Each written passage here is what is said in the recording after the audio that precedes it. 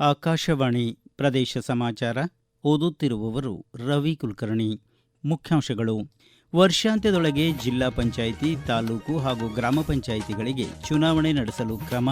ನಗರಾಭಿವೃದ್ಧಿ ಸಚಿವರಿಂದ ಸದನಕ್ಕೆ ಮಾಹಿತಿ.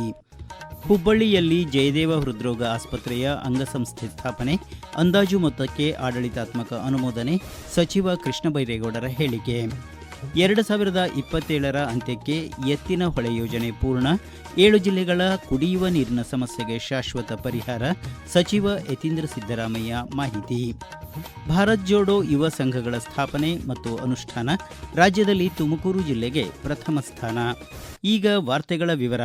ಈ ವರ್ಷಾಂತ್ಯದೊಳಗೆ ಜಿಲ್ಲಾ ಪಂಚಾಯಿತಿ, ತಾಲೂಕು ಹಾಗೂ ಗ್ರಾಮ ಪಂಚಾಯಿತಿಗಳಿಗೆ ಸಾರ್ವತ್ರಿಕ ಚುನಾವಣೆ ನಡೆಸಲು ಸರ್ಕಾರ ಅಗತ್ಯ ಕ್ರಮ ಕೈಗೊಳ್ಳುತ್ತಿದೆ ಎಂದು ಗ್ರಾಮೀಣಾಭಿವೃದ್ಧಿ ಸಚಿವರ ಪರವಾಗಿ ನಗರಾಭಿವೃದ್ಧಿ ಸಚಿವ ಯತೀಂದ್ರ ಸಿದ್ದರಾಮಯ್ಯ ತಿಳಿಸಿದ್ದಾರೆ.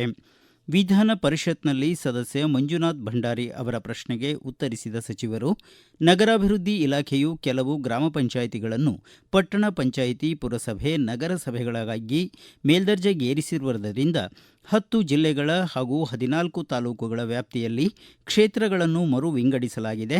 ಪ್ರಸ್ತುತ 31 ಜಿಲ್ಲಾ ಪಂಚಾಯಿತಿ ಮತ್ತು 239 ತಾಲೂಕು ಪಂಚಾಯಿತಿಗಳ ಕ್ಷೇತ್ರಗಳ ಗಡಿ ನಿಗದಿಪಡಿಸಿ ಅಧಿಸೂಚನೆ ಹೊರಡಿಸಲಾಗಿದೆ.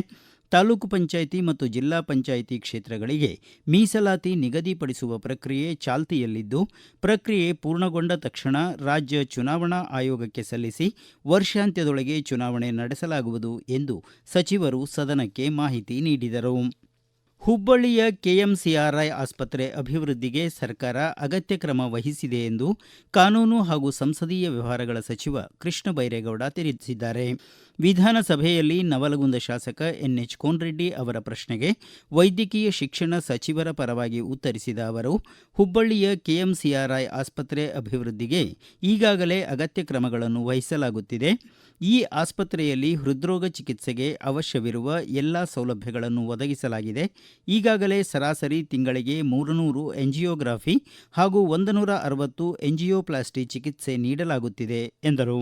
ಅದಲ್ಲದೆ ಹುಬ್ಬಳ್ಳಿಯಲ್ಲಿ ಜಯದೇವ ಹೃದ್ರೋಗ ಆಸ್ಪತ್ರೆಯ ಅಂಗಸಂಸ್ಥೆಯನ್ನು ಸ್ಥಾಪಿಸಲು 250 ಕೋಟಿ ಅಂದಾಜು ಮೊತ್ತಕ್ಕೆ ಆಡಳಿತಾತ್ಮಕ ಅನುಮೋದನೆ ನೀಡಲಾಗಿದ್ದು, 189.65 ಕೋಟಿ ಬಿಡುಗಡೆ ಮಾಡಲಾಗಿದೆ. ಕಾಮಗಾರಿ ಪ್ರಗತಿಯಲ್ಲಿದೆ ಎಂದು ಸಚಿವರು ತಿಳಿಸಿದರು. ಸಾಮಾಜಿಕ ಭದ್ರತಾ ಪಿಂಚಣಿ ಯೋಜನೆಯಡಿ 32,000 ರೂಪಾಯಿಗಳಿಂದ 1,20,000 ಒಳಗಿನ ವಾರ್ಷಿಕ ಆದಾಯ ಮಿತಿ ಹೊಂದಿರುವ ಅರ್ಹ ಫಲಾನುಭವಿಗಳ ಪಿಂಚಣಿಗಳನ್ನು ಮುಂದುವರಿಸುವಂತೆ ಆದೇಶಿಸಲಾಗಿದೆ ಎಂದು ಕಂದಾಯ ಸಚಿವ ಡಾಕ್ಟರ್ ಜಿ. ಪರಮೇಶ್ವರ್ ತಿಳಿಸಿದ್ದಾರೆ. ಈ ಕುರಿತು ಸಾಮಾಜಿಕ ಮಾಧ್ಯಮದಲ್ಲಿ ಮಾಹಿತಿ ಹಂಚಿಕೊಂಡಿರುವ ಅವರು, ವಿವಿಧ ಸಾಮಾಜಿಕ ಪಿಂಚಣಿಗಳಾದ ವೃದ್ಧಾಪ್ಯ ವೇತನ, ವಿಧವಾ ವೇತನ, ಅಂಗವಿಕಲ ವೇತನ ಇತ್ಯಾದಿಗಳಿಗೆ 32,000 ರೂಪಾಯಿ ಆದಾಯ ಮಿತಿ ಇತ್ತು. ಇದರಿಂದಾಗಿ ಲಕ್ಷಾಂತರ ಜನರು ಪಿಂಚಣಿ ಸೌಲಭ್ಯದಿಂದ ಹೊರಗೆ ಉಳಿದಿದ್ದರು. ಅದನ್ನು 1,20,000 ರೂಪಾಯಿಗಳಿಗೆ ಏರಿಕೆ ಮಾಡುವ ಮೂಲಕ ಬಹುಕಾಲದ ಸಮಸ್ಯೆ ಬಗೆಹರಿಸಲಾಗಿದೆ ಎಂದಿದ್ದಾರೆ. ಗ್ರಾಮ ಆಡಳಿತಾಧಿಕಾರಿಗಳು ಸಂಯೋಜನೆ ಮೊಬೈಲ್ ಆ್ಯಪ್ ಮೂಲಕ ಪರಿಶೀಲಿಸಿದ ನಂತರ ಸಂಬಂಧಪಟ್ಟ ತಾಲೂಕು ತಹಶೀಲ್ದಾರರಿಂದ ನಿಯಮಾನುಸಾರ ಪರಿಶೀಲನೆ ಮಾಡಿ ಅರ್ಹ ಫಲಾನುಭವಿಗಳಿಗೆ ಪಿಂಚಣಿ ನೀಡಲು ನಿರ್ದೇಶನ ನೀಡಲಾಗಿದೆ ಎಂದು ಸಚಿವರು ಸಂದೇಶದಲ್ಲಿ ತಿಳಿಸಿದ್ದಾರೆ.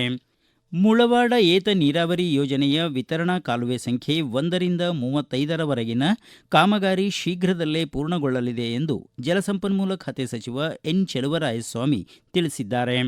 ವಿಧಾನಸಭೆಯಲ್ಲಿ ನಾಗಠಾಣ ಕ್ಷೇತ್ರದ ಶಾಸಕ ವಿಠ್ಠಲ್ ಕಟಕದೊಂಡ ಅವರ ಪ್ರಶ್ನೆಗೆ ಉತ್ತರಿಸಿದ ಸಚಿವರು, ಬಾಕಿ ಉಳಿದ ವಿತರಣಾ ಕಾಲುವೆ ಕಾಮಗಾರಿಗಳಿಗೆ ಟೆಂಡರ್ ಕರೆಯಲಾಗಿದ್ದು, ಬಿಡ್ದಾರರು ಭಾಗವಹಿಸದೇ ಇರುವುದರಿಂದ ಕಾಮಗಾರಿ ವಿಳಂಬವಾಗಿದೆ. ಅನುದಾನದ ಲಭ್ಯತೆಯನುಸಾರ ಆದಷ್ಟು ಬೇಗ ಕಾಮಗಾರಿ ಪ್ರಾರಂಭಿಸಲಾಗುವುದು ಎಂದು ಸಚಿವರು ಮಾಹಿತಿ ನೀಡಿದರು. ರಾಜ್ಯ ಸರ್ಕಾರದ ಮಹತ್ವಾಕಾಂಕ್ಷಿ ಎತ್ತಿನಹೊಳೆ ಸಮಗ್ರ ಕುಡಿಯುವ ನೀರಿನ ಯೋಜನೆಯನ್ನು 2027ರ ಅಂತ್ಯದ ವೇಳೆಗೆ ಪೂರ್ಣಗೊಳಿಸಿ ಉದ್ದೇಶಿತ 7 ಜಿಲ್ಲೆಗಳಿಗೆ ಕುಡಿಯುವ ನೀರು ಪೂರೈಸಲು ಸರ್ಕಾರ ಬದ್ಧವಾಗಿದೆ ಎಂದು ಜಲಸಂಪನ್ಮೂಲ ಸಚಿವರ ಪರವಾಗಿ ನಗರಾಭಿವೃದ್ಧಿ ಸಚಿವ ಯತೀಂದ್ರ ಸಿದ್ದರಾಮಯ್ಯ ತಿಳಿಸಿದ್ದಾರೆ. ವಿಧಾನ ಪರಿಷತ್ನಲ್ಲಿ ಸದಸ್ಯ ಐವನ್ ಡಿಸೋಜಾ ಅವರ ಪ್ರಶ್ನೆಗೆ ಉತ್ತರಿಸಿದ ಸಚಿವರು 2012ರಲ್ಲಿ 8,323.50 ಕೋಟಿ ಮೂಲ ಅಂದಾಜು ಮೊತ್ತಕ್ಕೆ ಆಡಳಿತಾತ್ಮಕ ಅನುಮೋದನೆ ನೀಡಲಾಗಿತ್ತು. ನಂತರ 2023 ಜನವರಿಯಲ್ಲಿ 23,251.66 ಕೋಟಿ ಮೊತ್ತದ ಪರಿಷ್ಕೃತ ಯೋಜನಾ ವರದಿಗೆ ಅನುಮೋದನೆ ದೊರೆತಿದ್ದು, ಯೋಜನೆಯನ್ನು 2 ಹಂತಗಳಲ್ಲಿ ಅನುಷ್ಠಾನಗೊಳಿಸಲಾಗುತ್ತಿದೆ ಎಂದರು. ವಿವಿಧ ಕಾರಣಗಳಿಂದ ಯೋಜನೆಯಲ್ಲಿ ವಿಳಂಬ ಉಂಟಾಗಿತ್ತು. ಪ್ರಸ್ತುತ ರೈತರೊಂದಿಗೆ ತ್ರಿಪಕ್ಷೀಯ ಒಪ್ಪಂದ ಮಾಡಿಕೊಂಡು ಭೂಸ್ವಾಧೀನ ಪ್ರಕ್ರಿಯೆಯನ್ನು ಕ್ಷಿಪ್ರಗೊಳಿಸಲಾಗುತ್ತಿದೆ. ಎಲ್ಲ ತಡೆಗಳನ್ನು ನಿವಾರಿಸಿ ಕಾಮಗಾರಿಯನ್ನು 2027 ಅಂತ್ಯಕ್ಕೆ ಪೂರ್ಣಗೊಳಿಸಲಾಗುವುದು ಎಂದು ಸಚಿವರು ಸದನಕ್ಕೆ ಮಾಹಿತಿ ನೀಡಿದರು. ಕೃಷಿ ಖಾತೆ ಸಚಿವ ಪಿಎಂ ನರೇಂದ್ರ ಸ್ವಾಮಿ ಅವರು ದೆಹಲಿಯಲ್ಲಿ ಕೇಂದ್ರ ಕೃಷಿ ಮತ್ತು ರೈತರ ಕಲ್ಯಾಣ ಇಲಾಖೆ ಸಚಿವರಾದ ಶಿವರಾಜ್ ಸಿಂಗ್ ಚೌಹಾಣ್ ಅವರನ್ನು ಭೇಟಿ ಮಾಡಿ ರಾಜ್ಯದಲ್ಲಿ ತಲೆದೋರಿರುವ ಭೀಕರ ಬರಗಾಲ ಮತ್ತು ಬೆಳೆಹಾನಿ ಪರಿಸ್ಥಿತಿ ಕುರಿತು ವಿವರಿಸಿದರು. ತೀವ್ರ ಬರ ಪರಿಸ್ಥಿತಿ ಎದುರಿಸುತ್ತಿರುವ ರಾಜ್ಯದ ರೈತರಿಗೆ ಪೂರ್ಣ ಬೆಂಬಲ ಮತ್ತು ಸಹಕಾರ ನೀಡಬೇಕು ಎಂದು ಮನವಿ ಮಾಡಿದ ಸಚಿವರು ಪ್ರಧಾನಮಂತ್ರಿ ಫಸಲ್ ಬಿಮಾ ಯೋಜನೆಯಡಿ ನೋಂದಣಿಗೆ ಅಂತಿಮ ದಿನಾಂಕವನ್ನು ಈ ತಿಂಗಳ ಅಂತ್ಯದವರೆಗೆ ವಿಸ್ತರಿಸಬೇಕು ಎಂದು ಮನವಿ ಮಾಡಿದರು. ಈಗ ಪ್ರಕಟಣೆ, ನಂತರ ಪ್ರದೇಶ ಸಮಾಚಾರ ಮುಂದುವರಿಯುವುದು. ನಮ್ಮ ಎಲ್ಲಾ ರಾಷ್ಟ್ರೀಯ ವಾರ್ತೆಗಳು ಹಾಗೂ ಪ್ರದೇಶ ಸಮಾಚಾರ ಈಗ ಆಕಾಶವಾಣಿ ನ್ಯೂಸ್ ಕನ್ನಡ ಯೂಟ್ಯೂಬ್ ಚಾನೆಲ್ನಲ್ಲಿ ಲಭ್ಯ. ನಮ್ಮ ಎಕ್ಸ್ ಖಾತೆ ಮತ್ತು ಇನ್ಸ್ಟಾಗ್ರಾಂ ಖಾತೆ ಆಕಾಶವಾಣಿ ನ್ಯೂಸ್ ಕನ್ನಡ. ಹೆಚ್ಚಿನ ಮಾಹಿತಿಗಾಗಿ ನಮ್ಮ ಫೇಸ್ಬುಕ್ ಖಾತೆ AIR ಕನ್ನಡ ನ್ಯೂಸ್ ಅನುಸರಿಸಿ. ಮಾಹಿತಿಯ ಹೂರಣ ವಾರದ ಕಾರ್ಯಕ್ರಮ ಪ್ರಚಲಿತ ವಿದ್ಯಮಾನ ಪ್ರತಿ ಬುಧವಾರ 9:15. ಪ್ರದೇಶ ಸಮಾಚಾರ ಕೇಳುತ್ತಿದ್ದೀರಿ. ಇಂದು ಮಾಜಿ ಪ್ರಧಾನಮಂತ್ರಿ ದಿವಂಗತ ರಾಜೀವ್ ಗಾಂಧಿ ಅವರ ಜನ್ಮದಿನ. ರಾಷ್ಟ್ರೀಯ ಐಕ್ಯತೆಯನ್ನು ಸಾರುವ ಸದ್ಭಾವನಾ ದಿನವನ್ನಾಗಿ ಮಾಜಿ ಪ್ರಧಾನಮಂತ್ರಿ ರಾಜೀವ್ ಗಾಂಧಿ ಅವರ ಜಯಂತಿಯನ್ನು ಆಚರಿಸಲಾಗುತ್ತದೆ. ರಾಷ್ಟ್ರೀಯ ಏಕೀಕರಣ, ಸಾಮರಸ್ಯ ಹಾಗೂ ಸಾಮಾಜಿಕ ಒಗ್ಗಟ್ಟನ್ನು ಉತ್ತೇಜಿಸುವ ಸಲುವಾಗಿ ಪ್ರತಿ ವರ್ಷ ಸದ್ಭಾವನಾ ದಿನ ಆಚರಿಸಲಾಗುತ್ತದೆ. ಸಾಮಾಜಿಕ ಸಾಮರಸ್ಯ ಹಾಗೂ ಶಾಂತಿಗಾಗಿ ಶ್ರಮಿಸಿದ ಮಹನೀಯರಿಗೆ ಈ ದಿನದಂದು ರಾಜೀವ್ ಗಾಂಧಿ ರಾಷ್ಟ್ರೀಯ ಸದ್ಭಾವನಾ ಪ್ರಶಸ್ತಿ ಪ್ರದಾನ ಮಾಡಿ ಗೌರವಿಸಲಾಗುತ್ತದೆ. ಮಾಜಿ ಮುಖ್ಯಮಂತ್ರಿ, ಸಾಮಾಜಿಕ ನ್ಯಾಯದ ಹರಿಕಾರ ಡಿ. ದೇವರಾಜ ಅರಸು ಅವರ 111ನೇ ಜಯಂತಿಯನ್ನು ಇಂದು ರಾಜ್ಯಾದ್ಯಂತ ಹಲವು ವಿಧಾಯಕ ಕಾರ್ಯಕ್ರಮಗಳ ಮೂಲಕ ಆಚರಿಸಲಾಗುತ್ತಿದೆ. ಶತಮಾನಗಳಿಂದ ಬೆಳಕಿಗಾಗಿ ಹಾತೊರೆಯುತ್ತಿದ್ದ ಹಿಂದುಳಿದವರ ಸಾಮಾಜಿಕ ಆರ್ಥಿಕ ಸುಧಾರಣೆಗಾಗಿ ಹಲವು ಕಾರ್ಯಕ್ರಮಗಳನ್ನು ರೂಪಿಸಿದವರು ದೇವರಾಜ ಅರಸು ಅವರು. ಹಿಂದುಳಿದವರು, ತಳ ಸಮುದಾಯಗಳ ಜನರನ್ನು ಮುಖ್ಯವಾಹಿನಿಗೆ ತರುವ ನಿಟ್ಟಿನಲ್ಲಿ ಹಲವು ಕ್ರಾಂತಿಕಾರಕ ಯೋಜನೆಗಳನ್ನು ಜಾರಿಗೊಳಿಸಿದ ಕೀರ್ತಿ ಅವರಿಗೆ ಸಲ್ಲುತ್ತದೆ. ಭಾವಚಿತ್ರ ಮೆರವಣಿಗೆ, ವಿಶೇಷ ಉಪನ್ಯಾಸ, ಪ್ರತಿಭಾ ಪುರಸ್ಕಾರ, ವಿದ್ಯಾರ್ಥಿಗಳಿಗಾಗಿ ವಿವಿಧ ಸ್ಪರ್ಧೆಗಳನ್ನು ಈ ಸಂದರ್ಭದಲ್ಲಿ ಏರ್ಪಡಿಸಲಾಗುತ್ತದೆ. ಭಾರತ್ ಜೋಡೋ ಯುವ ಸಂಘಗಳ ಸ್ಥಾಪನೆ ಮತ್ತು ಅನುಷ್ಠಾನದಲ್ಲಿ ತುಮಕೂರು ಜಿಲ್ಲೆ ರಾಜ್ಯದಲ್ಲೇ ಪ್ರಥಮ ಸ್ಥಾನ ಪಡೆದಿದೆ. ಯುವಜನರಲ್ಲಿ ಕ್ರೀಡೆ, ಸಂಸ್ಕೃತಿ, ವೈಜ್ಞಾನಿಕ ಮನೋಭಾವ, ಸಾಮಾಜಿಕ ಸಾಮರಸ್ಯ ಹಾಗೂ ಕೌಶಲಾಭಿವೃದ್ಧಿಯನ್ನು ಉತ್ತೇಜಿಸುವ ಉದ್ದೇಶದಿಂದ ಸರ್ಕಾರ ಈ ಯೋಜನೆಯನ್ನು ಜಾರಿಗೊಳಿಸಿದೆ. ಯುವ ಮಿಷನ್ನಡಿ ಜಿಲ್ಲೆಯಿಂದ 22,000ಕ್ಕೂ ಹೆಚ್ಚು ಭಾರತ್ ಜೋಡೋ ಸಂಘಗಳನ್ನು ನೋಂದಣಿ ಮಾಡಿಕೊಳ್ಳಲಾಗಿದೆ. ಯೋಜನೆ ಅನುಷ್ಠಾನಕ್ಕೆ ಸಂಬಂಧಿಸಿದಂತೆ ಜಿಲ್ಲಾಡಳಿತ, ಜಿಲ್ಲಾ ಪಂಚಾಯಿತಿ ಹಾಗೂ ಸಂಬಂಧಿಸಿದ ಇಲಾಖೆಗಳು ಸಮನ್ವಯದಿಂದ ಕಾರ್ಯನಿರ್ವಹಿಸಿದ್ದರ ಪರಿಣಾಮ ಜಿಲ್ಲೆ ರಾಜ್ಯದಲ್ಲೇ ಮೊದಲ ಸ್ಥಾನ ಪಡೆದಿದ್ದು ಸಂತಸದ ಸಂಗತಿ ಎಂದು ಜಿಲ್ಲಾಧಿಕಾರಿ ಶುಭ ಕಲ್ಯಾಣ್ ತಿಳಿಸಿದ್ದಾರೆ. ಜಿಲ್ಲೆಯ ಸಂಭವನೀಯ ಭೂಕುಸಿತ ಪ್ರದೇಶಗಳಲ್ಲಿ ಭೂಕುಸಿತ ತಡೆಗೆ ಕೈಗೊಂಡಿರುವ ಕಾಮಗಾರಿಗಳನ್ನು ಶೀಘ್ರ ಪೂರ್ಣಗೊಳಿಸುವಂತೆ ಉತ್ತರ ಕನ್ನಡ ಜಿಲ್ಲಾಧಿಕಾರಿ ಕೆ. ಲಕ್ಷ್ಮೀಪ್ರಿಯಾ ಸೂಚನೆ ನೀಡಿದ್ದಾರೆ.